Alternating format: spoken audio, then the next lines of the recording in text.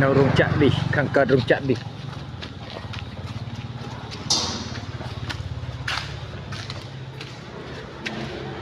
ខាងកើតរោងចក្រនេះហើយមកកន្លែងទៀតហើយមកកន្លែងទៀតហើយបងប្អូនរោងចក្រនេះខាងកើតរោងចក្រនេះ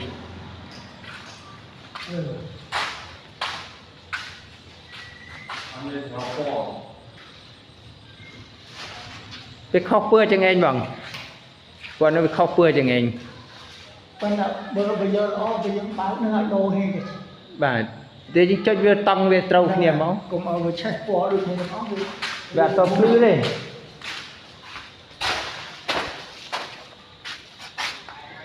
ពីល្វែងបដែត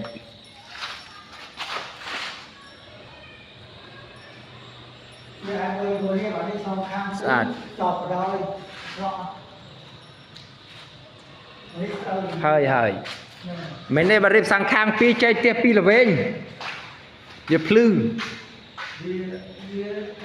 វាអីចុងត្រូវបណ្ដាំទៅវាដាច់គ្នាចានេះយើងធ្វើពីល្វែងឲ្យយើងចែកអញ្ចឹងវា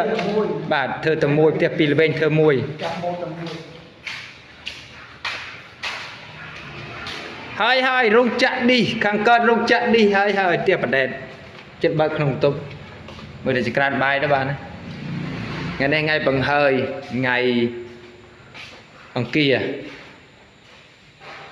ថ្ងៃពុទ្ធបង្ហើយរោងចក្រនេះហើយមួយទៀតហើយ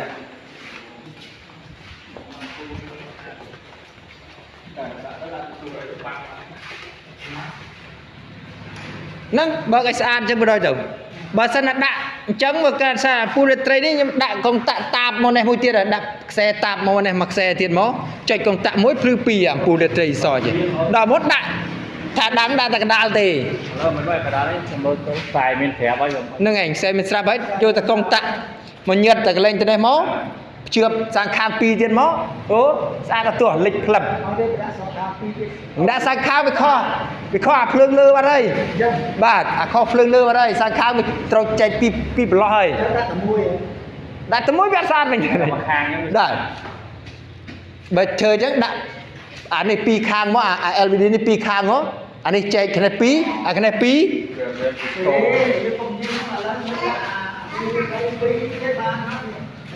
បានដាក់បានពីរទៀតដាក់បានដែរ